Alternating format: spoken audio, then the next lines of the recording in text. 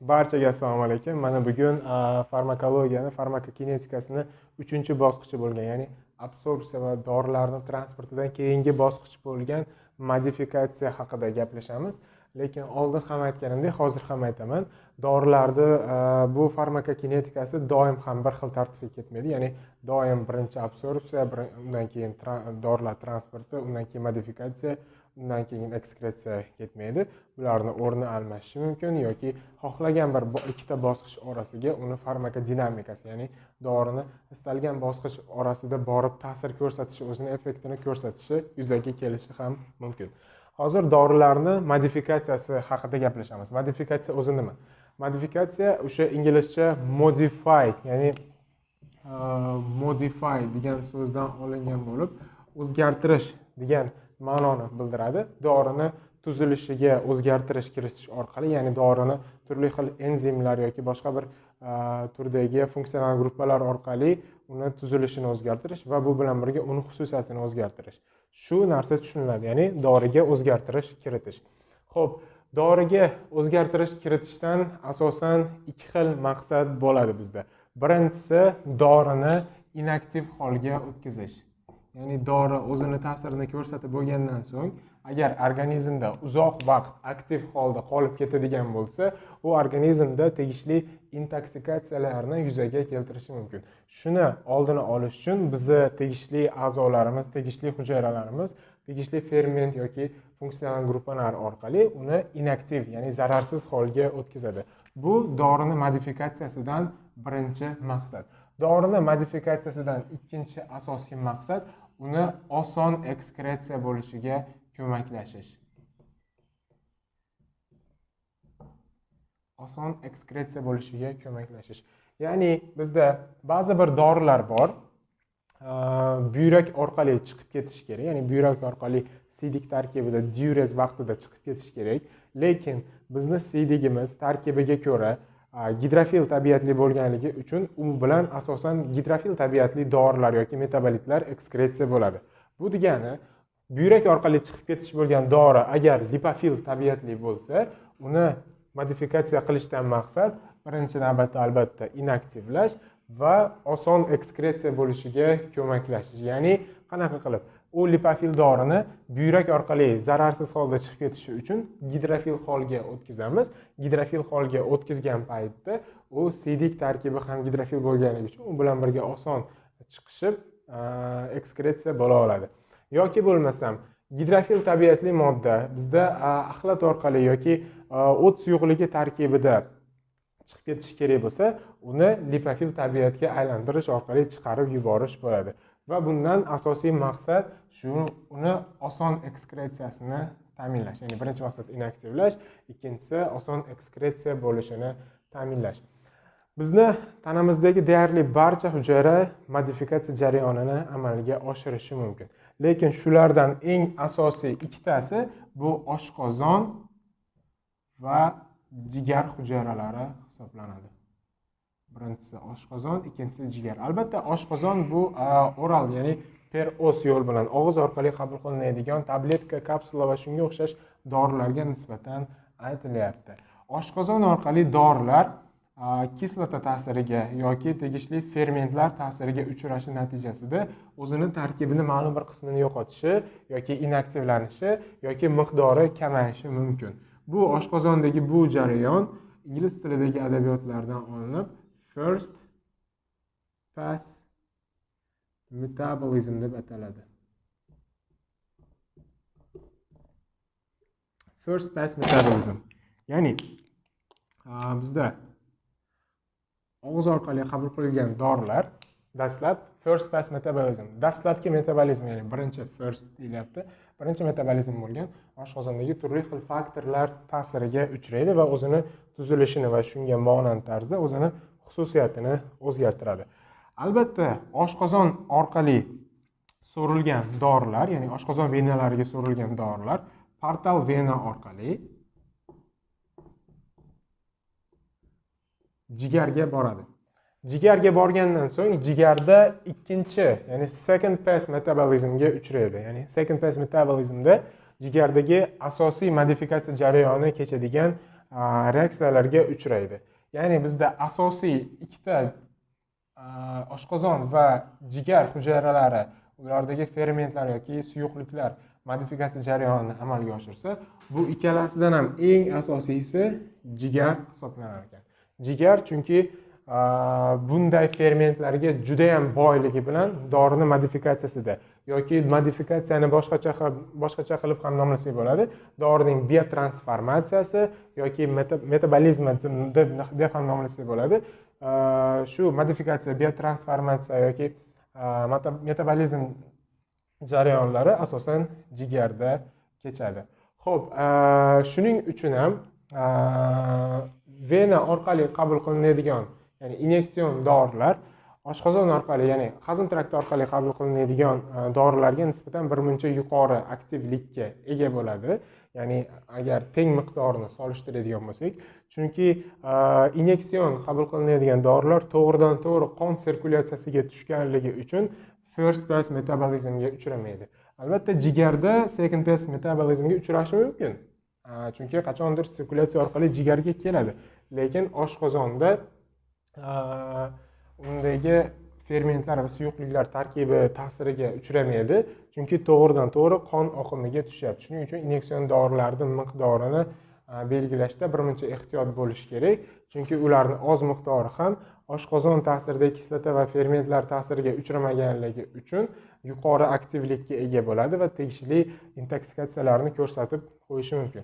Bu dorilarni yuborish yo'llari, ularning turlichaligi va qaysi yo'lni qanday ahamiyati borligini keyingi farmakodinamika darslarimizda ko'rib chiqamiz. Hozir o'sha jigarga kelgan dorini, ya'ni jigarda asosiy modifikator organ bo'lgan jigarda kechadigan dorining modifikatsiyasi bilan batafsil tanishib chiqamiz.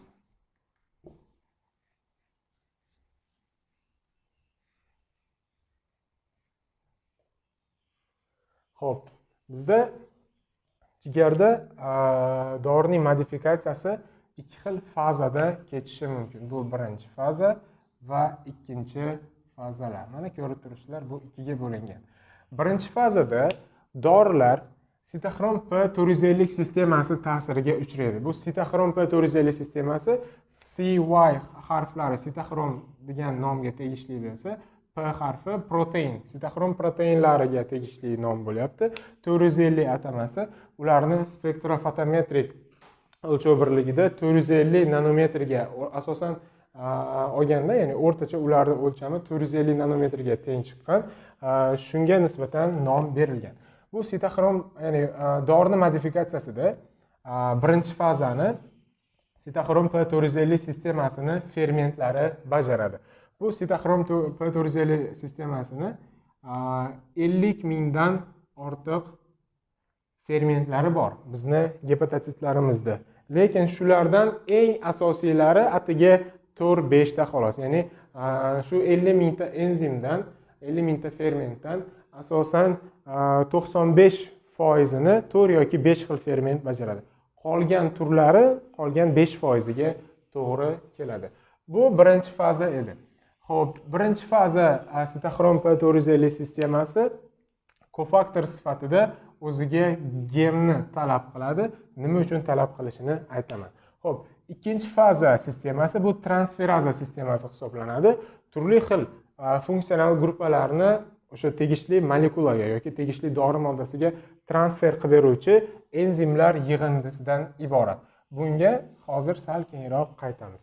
Xo'p, sitoxrom P450 sistemasiga keladigan bo'lsak, bu sitoxrom P450 sistemasi organizmda dorilarni asosan 3 xil reaksiyaga uchratadi. Buni birinchisi dorining gidrolizi, ikkinchisi dorining oksidlanishi bo'lishi mumkin yoki bo'lmasa uchinchisi dorining qaytarilishi bo'lishi mumkin. Gidrolizlash uchun gidroksilazalar yoki gidrovazalar bo'lishi mumkin enzim sifatida, oksidlanish uchun turli xil oksidazalar bo'lishi mumkin, qaytarilish uchun turli xil reduktazalar bo'lishi mumkin. Bu uchala reaksiyani amalga oshiruvchi tegishli fermentlarning barchasi shu 50 mingta enzimda ichiga kirib ketadi. Ya'ni bu sitoxrom P450 sistemasi o'zini turli xil fermentlar orqali 3 xil reaksiyani amalga oshirar ekan: gidroliz, oksidlanish va qaytarilish.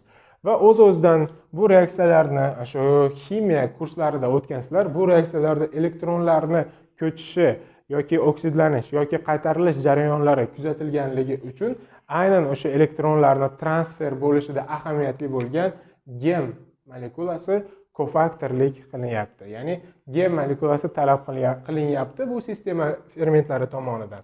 Shu reaksiyalarda elektronlarni transfer qilib bera olish uchun. Xo'p, bu sitoxrom P450 sistemasi asosan dorini inaktivlaydi. Xo'p, bundan tashqari organizmda tegishli moddalarni sintezida ham qatnashishi mumkin. Bular bo'lishi mumkin. Vitamin D bo'lishi mumkin. Ya'ni vitamin D ni turli xil bosqichlarda, dastlab jigarda, keyin buyrakda yoki umuman o'sha ultrabinafsha nurlar ta'sirida teri, jigar, buyrak kabi shu pathway deydi, shunaqa yo'li bor aktivlanishini. Shu jarayonda vitamin D ni aktivlanishda qatnashadi. Ya'ni fiziologiya yoki endokrinologiya kurslaridan vitamin D ni aktivlanishida jigardagi aktivatsiyasida 25 gidroksilaza degan ferment qatnashganligi uchun aynan o'sha ferment ham sitoxrom P450 sistemasi shu 50 mingtasidan bittasi bo'lganligi uchun bu vitamin D ham sitoxrom P450 sistemasi tomonidan sintezlanadi deb qaralyapti. Bundan tashqari bu sistema xolesterin sintezida, steroid gormonlar, ya'ni glyukokortikoidlar, mineralokortikoidlar yoki jinsiy gormonlar sintezida va albatta o't kislotalari sintezida ham qatnashishi mumkin. Ya'ni shu sitoxrom P450 proteinlar yoki enzimlar sistemasiga tegishli fermentlar shu molekulalarni sintezlanishida ham qatnashadi, dorini inaktivlash va uni tuzilishini o'zgartirishdan tashqari.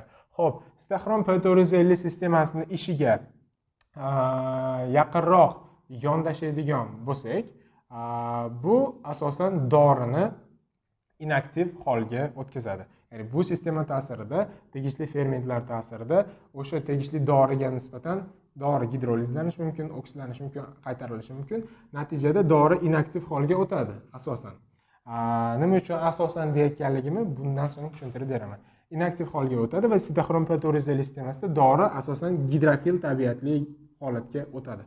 Bu bizga ko'rsatib beradi, sitoxrom P450 sistemasi ta'sirida modifikatsiyaga uchragan dorilar, ya'ni dori metabolitlari asosan buyrak orqali ekskretsiya bo'lishini ko'rsatib beradi. Chunki buyrakdagi sidik tarkib, buyrak orqali hosil bo'ladigan sidik tarkibi gidrofil tabiatli bo'lganligi uchun bu ekskretsiya orqali asosan gidrofil tabiatli dori metabolitlari chiqib ketadi. Xo'p, ikkinchi sistemaga qaraydigan bo'lsak, bu sistemada aytdik, transferazalar yig'indisidan iborat dedik. Ya'ni ma'lum bir funksional gruppani transfer qilib beradi va bu sistemaga ko'ra konyugatsiya deb nomlangan reaksiya qilib amalga oshadi. Va konyugatsiya jarayonida bu tegishli substratga, ya'ni dori moddasiga yoki qanaqadir molekulaga qo'shilishi mumkin bo'lgan va uni xususiyatini o'zgartirishi mumkin bo'lgan funksional gruppalar bular bo'lishi mumkin. Glyukuron kislota yoki glyukuron erkin radikali, sulfat kislota yoki sulfat radikali, atsetil radikali yoki metil radikallari. Ya'ni asosan 4 xil funksional gruppani tegishli doriga qo'shish vazifasini bajaradi. Va buni albatta tegishli fermentlar amalga oshiradi. Misol uchun, glyukuron radikalini yoki glyukuron funksional gruppasini substratga o'tkazuvchi ferment glyukuronil transferaza. Va bu ayniqsa o'sha fiziologiya, bioximiya kurslaridan ma'lum, bog'lanmagan bilirubinni bog'lashda qatnashadi. Ya'ni bog'lanmagan bilirubin, bilasizlar, unconjugated yoki konyugatsiyalanmagan bilirubin deyilar edi. Bog'langan bilirubin conjugated yoki konyugatsiyalangan bilirubin deyiladi. Bu bizga ko'rsatadi, bilirubinda organizmdagi endogen metabolit sifatida konyugatsiya, ya'ni gidroliz, oksidlanish, qaytarilish emas, balki konyugatsiya deb nomlangan va ikkinchi fazaga tegishli transferaza sistemasi tomonidan funksional gruppa qo'shilishiga va bilirubin uchun qaysi funksional gruppa xos? Albatta, bog'lanmagan bilirubinga bizda 2 molekula glyukuron kislotasi bog'lanadi va bilirubin diglyukuronid hosil bo'ladi. Bu shunchaki ma'lumot sifatida, ya'ni bilirubinni metabolizmini hozir bilish shart emas. Misol sifatida bilirubinni keltiryapman va albatta o'sha bilirubinni bog'lanmagandan bog'langanga o'tkazayotganda glyukuronil transferaza deb nomlangan, ya'ni to'liq nomi o'zi UDP glyukuronil transferaza deb nomlangan enzim qatnashadi. Bu transferaza enzimi ikkinchi faza modifikator fermentlariga tegishli. Endi sitoxrom patorizali sistemasidagi modifikatsiyadan tashqari bu modifikatsiya ta'sirida dori lipofil tabiatga o'tadi. Albatta dori inaktivlanadi. Xo'p, lipofil tabiatga o'tganligi bilan bu lipofilligicha qolib ketmaydi. Agar lipofilligicha qoladigan metabolit yoki dori mahsuloti bo'ladigan bo'lsa, ya'ni inaktiv dori mahsuloti bo'ladigan bo'lsa, u o't suyuqligi tarkibiga o'tadi va najas bilan birga tashqariga chiqib ketadi. Lekin lipofil modda holatida o't suyuqligi bilan birgalikda ichakka ajralgan dorilar ba'zi bir bakterial fermentlar ta'sirida bakterial fermentatsiyaga, bakterial oksidaza enzimlari ta'siriga yoki bakterial reduktaza enzimlari ta'siriga uchrashi natijasida lipofil holdan gidrofil holga o'tishi mumkin. Endi gidrofil holga o'tgandan keyin asosan gidrofil moddalar ekskretsiya bo'ladigan buyrakka, ya'ni yetkazilib berilishi kerak va sidik tarkibda chiqarib yuborilishi kerak. Buning uchun, ya'ni ichakda aslida lipofil modda bo'lgan, lekin bakterial fermentatsiya ta'sirida gidrofil modda holatiga o'tgan dori enterohepatik, ya'ni yoki enterohepatic circulation deb nomlangan sirkulyatsiya orqali yana qonga qayta so'riladi va endilikda u buyrak orqali ekskretsiya bo'la boshlaydi sidik tarkibida. Chunki u gidrofil tabiatli holatga o'tdi va sidik ham bizda gidrofil tabiatli bo'lganligi uchun bu dori va sidik tarkibi bir-biriga mos keladi va dorini ekskretsiyasida asosiy omil sidik hisoblanadi. Endi men sizlarga aytib o'tdim, sitoxrom patorizali sistemasi va transferaza sistemalari tomonidan modifikatsiyada dori asosan inaktivlanadi dedim. Bu degani qisman aktivlanishi mumkin degani. Bu bizga nimani ko'rsatadi? Bu bizga tibbiyotda prodruglar deb nomlangan dorilarning ta'sir mexanizmini ochib beradi. Bizda tibbiyotda prodruglar degan dori guruhi bor. Ya'ni prodrug o'zi drug degani dori degani, ingliz tilidan tarjima qilinganda pro yoki pre degani o'sha doridan oldingi holat degani. Ya'ni bu prodruglar doridan oldingi dori degani. Bizda shunaqa moddalar yoki shunaqa dorilar borki, shu aynan shu sitoxrom patorizali sistemasi ta'sirida yoki transferazalar sistemasi ta'sirida inaktiv holatdan aktiv holga o'tadi. Ya'ni bizga bu dorilar o'zi inaktiv holda beriladi. Biz tashqaridan qabul qilyapmiz, lekin bizda u dorining effekti aynan o'sha dori qanaqa holda bo'lgan bo'lsa, o'sha holida yuzaga chiqmaydi. U dori dastlab prodrug, ya'ni inaktiv holda qabul qilinib, shu sistema ta'sirida ba'zi hollarda, ya'ni ba'zi hollarda faoliyat ko'rsatadigan, ya'ni dorini inaktivlanishi emas, balki aktivlanishi uchun faoliyat ko'rsatadigan shu fermentlar ta'sirida u prodruglar endi inaktiv holdan aktiv holiga yoki prodrug holidan drug holiga o'tadi va o'z ta'sirini ko'rsata boshlaydi. Shunday, ya'ni prodrug sifatida qabul qilinadigan dorilarga bizda misol bo'lishi mumkin, aspirin bo'lishi mumkin yoki bo'lmasam klopidogrel bo'lishi mumkin. Klopidogrel deb nomlangan dori misol bo'lishi mumkin.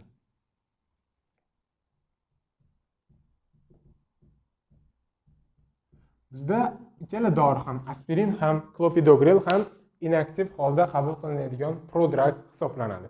Ya'ni bular organizmga o'zi inaktiv holda kiradi. Jigarga yetib borgandan so'ng sirkulyatsiya orqali tegishli sitoxrom patorizali sistemasi bo'ladimi yoki transferaza sistemasi bo'ladimi, shu sistema ta'sirida inaktiv holdan aktiv holga o'tadi yoki oksidlanish, qaytarilish, gidrolizlanish yoki konjugatsiya reaksiyalari orqali va o'zini ta'sirini ko'rsatadi. Misol uchun aspirinni oladigan bo'lsak, bu asetil salisil kislotasi va u organizmga tushgandan so'ng dastlab asetil salisil kislotasi holida qabul qilingan bo'lsa, tegishli fermentlar ta'sirida yoki patorizali sistemasi yoki transferaza sistemasi ta'sirida o'zgartirilib salitsil kislotaga aylanadi. Va bu tajribada ko'rsatganki, salitsil kislotasini o'zi organizmga qabul qilinganda ham aspirin ko'rsatgan effekt yuzaga chiqqan. Bu degani aspirin ham dastlab salisil kislotaga aylanib turib, keyin o'zini effektini beradi degan tushuncha namoyon bo'lgan. Klopidogrel ham xuddi shunaqa.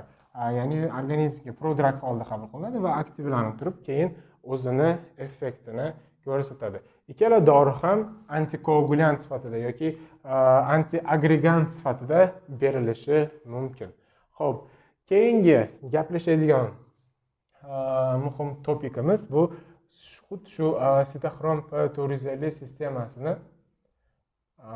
induserlari yoki ingibitorlari haqida bo'ladi.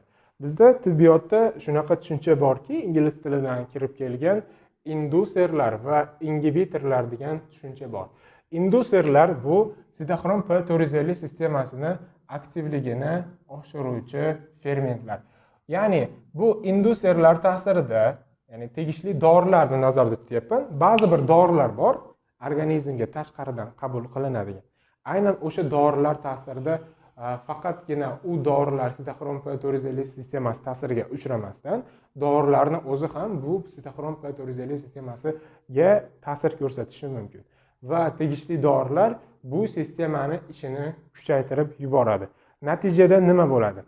Natijada shunaqa hodisa kuzatiladiki, agar normada u dori ta'sirida bu sitoxrom P450 sistemasini ishi kuchayib ketsa va tegishli zaharli metabolit hosil bo'lib turadigan bo'lsa, o'zi normada ham aynan o'sha dorini ko'p berilishi natijasida zaharli metabolitni hosil bo'lish foizi kuchayib ketadi va organizmga tegishli zararli effektni ko'rsatib qo'yishi mumkin. Buni parasetamol misolida ko'rsatib beraman.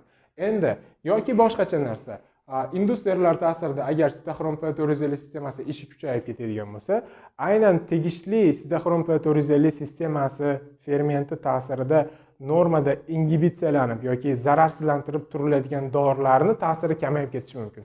Ya'ni A dorini olaylik. A dori organizmda ta'sir ko'rsatadi va ta'sir ko'rsatib bo'lgandan so'ng yoki ta'sir ko'rsatishidan oldin sitoxrom P450 sistemasi ta'siriga uchrab zararsizlantiriladi deb tasavvur qilaylik. Endi bizda B dori bor. Aynan o'sha A dorini zararsizlanishi uchun javobgar bo'lgan fermentni indusiyasiga, ya'ni induksiya yoki induksiya bo'lishiga olib keladi. Ya'ni ishini kuchaytirib yuboradi, boshqacha qilib aytadigan bo'lsak. Natijada, ya'ni B dorining A dorini parchalanishiga javobgar bo'lgan fermentni aktivlab yuborishi natijasida A dorini effekti tushib ketib qoladi va shunaqa holatlar yuzaga kelishi mumkin. Buni bizda aynan o'sha induser, ya'ni sitoxrom P450 sistemani induserlariga misol qilib mnemonika keltirilgan, ya'ni chronic alcoholism plays crucial role in playground. Surunkali alkogolizm o'yin maydonida muhim rol o'ynaydi. Ya'ni chronic alcoholism plays crucial role in playground. Har bitta bosh harfiga, ya'ni qizil orqali belgilangan tegishli sitoxrom P450 sistemasini induserlarini misol qilib keltirish mumkin. Dastlabki kronik alkoholizmga buni o'zi misol bo'ladi. Ya'ni bizda surunkali alkogolizm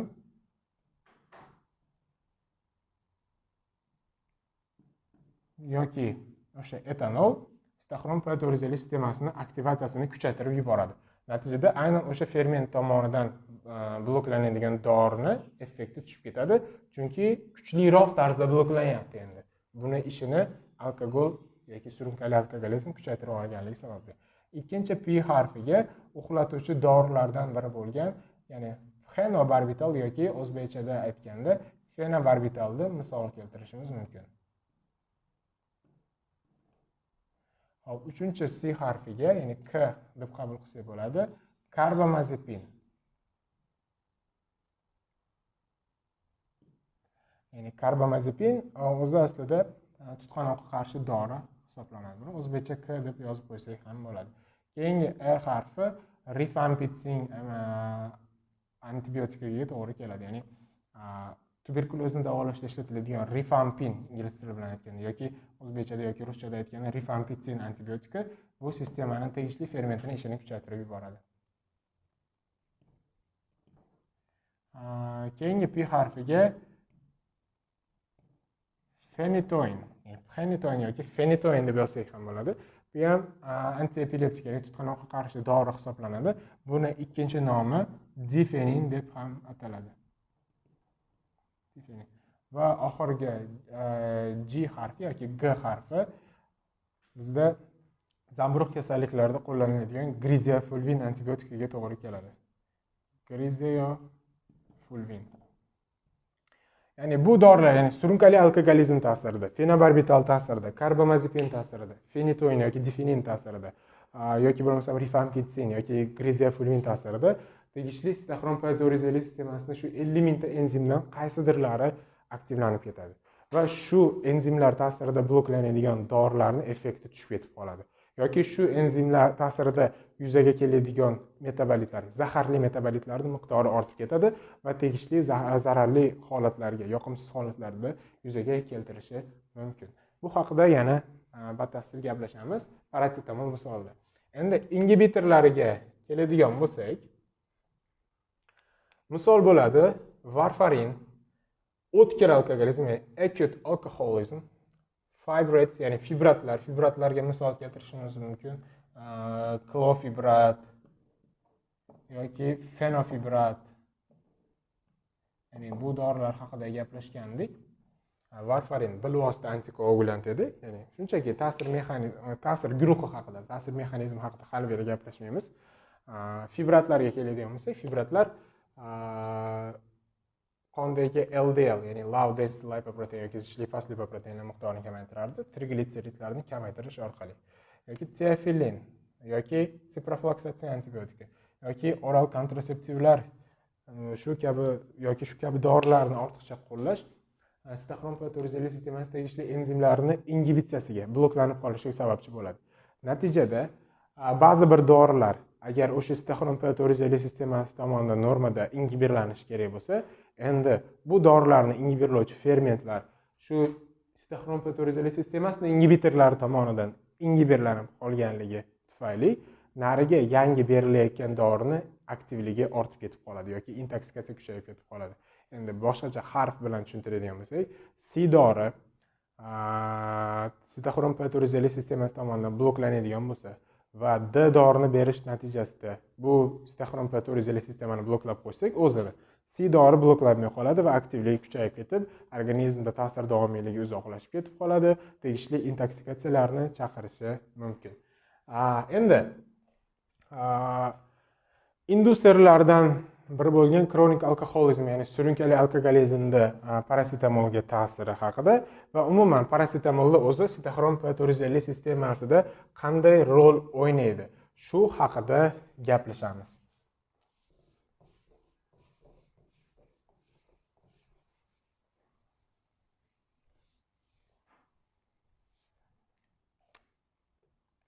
Bizda parasetamol degan dori bor. Isitma tushiruvchi, og'riq qoldiruvchi. Parasetamol asosiy ta'sir etuvchi moddasi asetaminofen. Ya'ni organizmda sikloksigenaz, ya'ni asosan bosh miyada bo'ladigan sikloksigenaza yoki tsokni 3-tipini ingibirlovchi va isitma va og'riq qoldirishida qo'llaniladigan dori. Parasetamol umuman o'zi parasetamol haqida gapirishdan oldin bir narsani eslatib o'tishim kerak. Ya'ni dorilar shu modifikatsiya bo'ladi dedim, ikki xil sistema orqali, sitoxrom patorizali sistemasini qaysidir enzimlari yoki transferaza sistemasini qaysidir enzimlari yordamida. Shu ikkalasidan dorilarning inaktivatsiyasi yoki xususiyatini o'zgartirilishi shu ikkala sistemadan bittasida yoki ikkala sistemada ham bo'lishi mumkin. Yoki ikkala sistemada qaysidir birida foizi yuqoriroq, qaysidir foizi pastroq. Misol uchun dorini 10% sitoxrom patorizali sistemasi tomonidan o'zgartirilsa, qolgan 90% transferaza sistemasi tomonidan o'zgartirilishi mumkin. Xuddi shu jarayonni parasetamol misolida ko'ramiz. Xo'p, parasetamol o'zi normada ikki xil yo'l bilan inaktivatsiyalanadi. Ya'ni birinchi yo'lda uni 90% konjugatsiyaga uchraydi. Ya'ni konjugatsiya bu transferaza sistemasi tomonidan amalga oshadigan dorining inaktivlanish yo'li. Konjugatsiyaga uchraydi. Asosan glyukuron va sulfat funksional gruppalari bilan konjugatsiyaga uchratiladi va inaktivlanadi. Lekin bizda ma'lum miqdorda, ya'ni qolgan 10% tasavvur qilaylik, uni sitoxrom P450 sistemasini sitoxrom P2Y1 deb nomlangan fermenti ta'siriga uchrashi natijasida zararli metabolitlardan biri bo'lgan NAPQI hosil bo'ladi. NAPQI.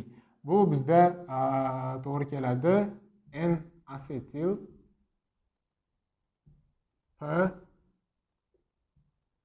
benzoquinon iminga to'g'ri keladi. Ya'ni NAPQI desangiz ham bo'ladi. Parasetamolda zararli metabolitini yoki N-asetil P benzoquinonimin deb nomlasangiz ham bo'ladi. Ya'ni parasetamol organizmga tushgandan keyin o'zini effektini ko'rsatgandan keyin u endi zararsizlantirilishi kerak. Uni 90% konjugatsiyaga uchrab, ya'ni tegishli transferazalar yordamida glyukuron yoki sulfat erkin radikallari yoki erkin radikal emas, funksional gruppalari qo'shiladi yoki bo'lmasa qolgan 10% sitoxrom P450 sistemasini tegishli enzimi, ya'ni qaysi asosiy enzimi desa, asosan sitoxrom P2Y1 ta'siriga uchraydi 10% va zararli metabolit bo'lgan NAPQI N-asetil P benzoquinonimin hosil bo'ladi. Bu albatta zararli metabolit. Endi bizda parasetamol aptekalarda 500 ming yoki 1500 mg holda qabul qilinishi mumkin. Ya'ni shu dozalarda chiqadi asosan 500 ming va 1500. Lekin parasetamolning kunlik dozasi 4000 mg dan oshmasligi kerak. Ya'ni u agar 1500 holidagi 1500 mg dozadagi tabletkasi bo'lsa, siz 3 tadan yuqori ichmasligingiz kerak. 3 tadan yuqori ichsangiz bizda mana foiz ta'sirida hosil bo'ladigan zararli metabolit N-asetil P benzoquinonimin hosil bo'lishi ko'payib ketadi. Albatta bu sistemani ya'ni shu sistema orqali hosil bo'ladigan bu zararli metabolitni zararsizlantirib turadigan bizning sistemamiz bor, glutation sistemamiz bor. Glutation, ya'ni glutation sistemasi ikki xil ferment orqali bu zararli metabolitni zararsizlantirishni boshqaradi. Bu birinchisi glutation reduktaza.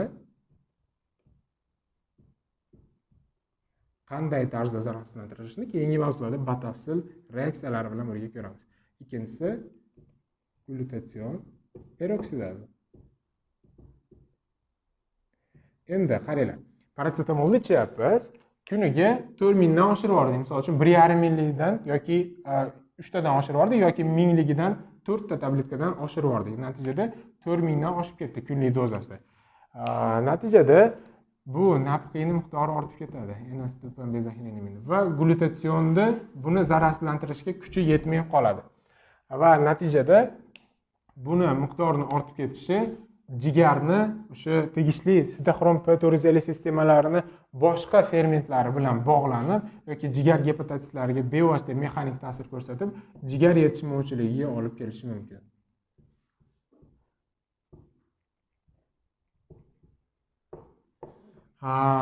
Parasetamolning gepatotoksik ta'siri shunda namoyon bo'ladi. Endi bitta qiziqarli joyi bor. Bu nima degan savol tug'iladi. Ya'ni parasetamolni qo'llashda ehtiyot bo'lishda parasetamolni shu tegishli sitoxrom P450 sistemasini induserlari bilan birga qo'llash misolida ko'ramiz. Shu induserlardan biri kronik alkoholizm hisoblanadi. Ya'ni kronik alkoholizmda tegishli miqdordagi etanol, etil spirti aynan parasetamolni 10% holatda zaharli yoki zararli metabolitga aylantiradigan, ya'ni N-asetil P benzoquinoniminga aylantiradigan mana shu sitoxrom P2Y1 enzimini induseri bo'lib beradi. Ya'ni etanol parasetamolda o'sha 10% ni zararli metabolitga aylantirib beradigan P450 sitoxrom P450 sistemasini aynan shu fermentini aktivatsiyasini kuchaytirib yuboradi etanol. Natijada bizda parasetamoldan NAPQI, ya'ni N-asetil benzoquinonimin hosil bo'lishi juda ham kuchayib ketadi. Ya'ni bu degani nima degani?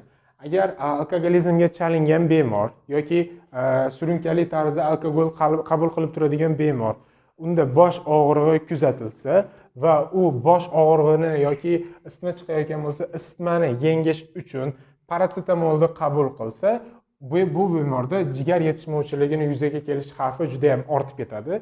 Chunki parasetamoldan jigar uchun gepatotoksik bo'lgan zaharli N-acetyl-P-benzoxironiminni hosil bo'lishiga yordam beradigan staxron P450 sistemasining enzimi, ya'ni staxron P2E1 aktivatsiyasi aynan shu etanol tomonidan kuchaytirilib yuborilyapti.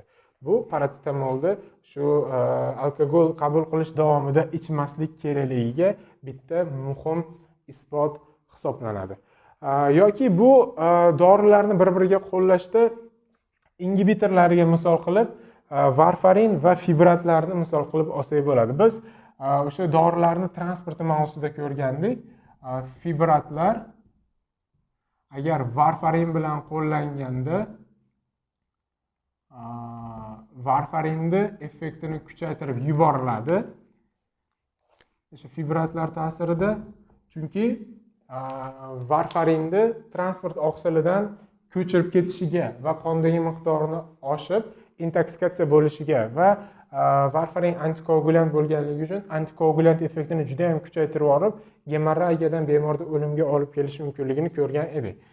Aynan fibratda shu varfarinni effektini kuchaytirib yuboradigan sabablaridan biri transportdan ajratib yuborishi bo'lsa, ya'ni dori o'zi transportga birikkan holda emas, undan erkin holda, aktiv holda bo'lishi bo'lsa, ikkinchi sababi fibratlar varfarinni parchalanishiga sabab bo'luvchi yoki varfarinni ingibirlovchi staxron P450 sistemasining tegishli fermentini ham ingibirlab qo'yadi. Aynan shu joyda staxron P450 sistemasining ingibitori sifatida fibratni qanday rol o'ynashini misol sifatida ko'rsak bo'ladi. Ya'ni varfarin o'zi tegishli staxron P450 sistemasi tomonidan inaktivlanayotdi.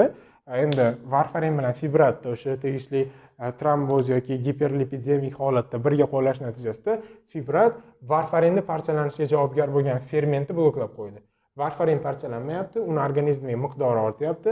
Shuning hisobiga effekt kuchayib, gemorragiyadan bemor o'lib qolishi mumkinligini ko'rib turibmiz. Endi bizda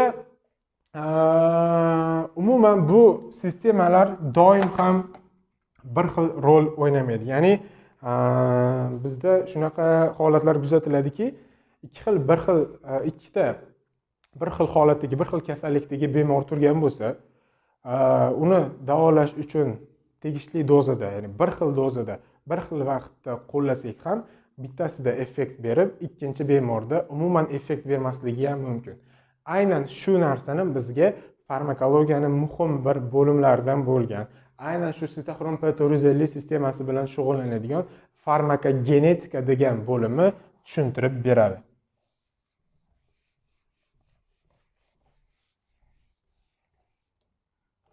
Farmakogenetika.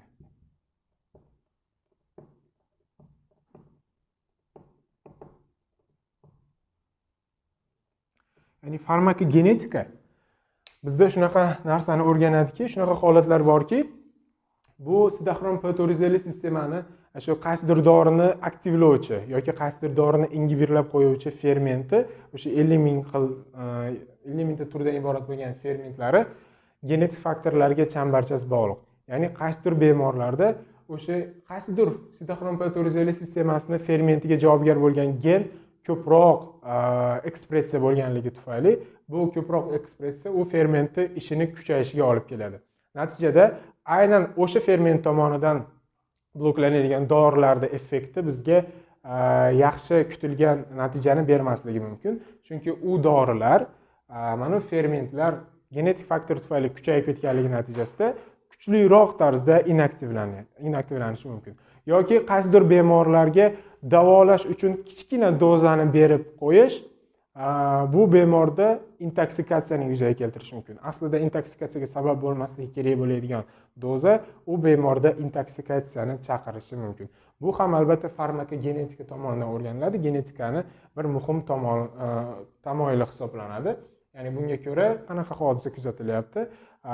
Bemorda dori, tegishli dori qaysidir sitoxrom patorezali sistemani fermenti tomonidan ingiberlanadigan bo'lsa va o'sha ingiberlovchi ferment bizda defitsit bo'ladigan bo'lsa yoki uni ekspressiyasiga javobgar bo'lgan gen yaxshi transkripsiya translyatsiya jarayonlarida qatnashmagan va unchalik aktivlanmagan holatda bo'lsa, bu dorini, ya'ni tegishli dorini kichkina dozasi ham sitoxrom patorezali sistemasini tegishli fermenti yetishmaganligi uchun inaktivlanmay qolishiga va tegishli intoksikatsiyani yuzaga keltirishiga sababchi bo'lishi mumkin. Aynan shu narsalarni farmakogenetika o'rganadi. Ya'ni qaysidir dori nima uchun bir bemorda effekt beryapti-yu, nima uchun ikkinchisida effekt bermayapti? Yoki qaysidir dori nima uchun bir bemorda kichkina dozada ham intoksikatsiya chaqirmayapti yoki ikkinchisida kichkina doza bo'lsa ham juda ham kuchli intoksikatsiya chaqiryapti. Aynan shu farmakogenetika tomonidan shu sitoxrom patorezali sistemasini 50 ming xil enzimidan qaysidir birini yoki transferaza sistemasidan qaysidir bir transferaza enzimlarini ba'zi bir bemorlarda ekspressiyasini kuchayganligi yoki ba'zi bir bemorlarda ekspressiyasini pasayganligiga aloqador tarzda tushuntiriladi. Bundan tashqari albatta dorilarning effektiga, ularni aktivlanishiga yoki inaktivlanishiga ta'sir qiluvchi fermentlar bemorda boshqa bir holatlariga, boshqa bir fiziologik faktorlariga ham bog'liq bo'lishi mumkin. Bu albatta bemorda yoshi bo'lishi mumkin, bemorda jinsi bo'lishi mumkin, ya'ni jinsiga monand ravishda tegishli gormonlarni ko'pligi yoki kamligi aynan o'sha sitoxrom patorezali sistemasini aktivligini kuchayishiga yoki kamayishiga olib kelishi mumkin. Misol uchun o'sha gormonlardan bittasi, endi biokimiya kursida o'rganiladi. Estrogen gormoni ayollarda o't suyuqligi hosil bo'lishini kamaytiradi. Bu degani nima degani? Bu degani, ya'ni o'zi aslida o't suyuqliklari xolesterindan hosil bo'ladigan bo'lsa, ya'ni misol qilib tushuntirib beraman. Faraz qilaylik, xolesterin o't suyuqligini hosil qilyapti bizda. Ya'ni o't suyuqligi deganda o't kislotalarini nazarda tutyapman. O't kislotalarini hosil qilyapti va bunda albatta sitoxrom patorezali sistemalari qatnashyapti. Shu sistemaning enzimlari qatnashyapti. Chunki bu yerda aytdik, xolesterinda o'zini sintezida ham yoki o't suyuqligi yoki o't kislotalarining o'zini sintezida ham shu patorezali sistemasi qatnashadi dedik. Shu ferment, ya'ni tegishli ferment ayollardagi estrogen tomonidan bloklanadi. Ya'ni 7 alfa gidroksilaz degan enzim bor. Aynan shu gidroliz jarayonlarini yoki gidroksillanish jarayonlarini amalga oshiradigan patorezali sistemasinin bitta ferment hisoblanadi. Aynan xolesterindan o't suyuqligi hosil bo'lishiga yordam beradigan ferment ayollarda ko'p bo'luvchi estrogen tomonidan bloklanadi bizda. Endi ayollarda o't tosh kasalligini ko'p uchrashiga bir necha sabablar bor o'zi. Shu asosiy sabablardan yana biri aynan shu estrogenni shu fermentni bloklash hisoblanadi. Natijada bu ferment bloklanish natijasida xolesterinning miqdori ko'payishni boshlaydi, chunki u sarflanmayapti va bemorda xolesterinli toshlar paydo bo'lishi xavfi kuchayib, bemorda o't tosh kasalligi yuzaga kelyapti. Qolgan faktorlar bo'lishi mumkin, bemorda qo'shimcha kasalligi bo'lishi mumkin. Ya'ni jigarda, ya'ni bu dori berilishidan avval jigarda o'zida yetishmovchilik bo'layotgan bo'lishi mumkin yoki shunga o'xshash narsalar. Va albatta bemorda ovqatlanish tarzi ham bo'lishi mumkin. Ya'ni farmakogenetika tamoyili sifatida shu sistemani aktivatsiyasiga yoki ingibitsiyaga sababchi bo'luvchi va buni oqibatida dorini xarakteristikasini butkul o'zgarishiga sababchi bo'luvchi faktorlar sifatida bular ham rol o'ynashi mumkin farmakogenetikani bir qismi sifatida. Xo'p, bugungi dorini modifikatsiyasiga tegishli asosiy ma'lumotlar shulardan iborat edi. Keyingi darsda dorini ekskretsiyasi va undan keyingi darslarda dinamikasi va hokazolar haqida, bugungi darsda aytilmagan ba'zi bir ma'lumotlar haqida batafsil gaplashamiz. E'tiborlari uchun rahmat.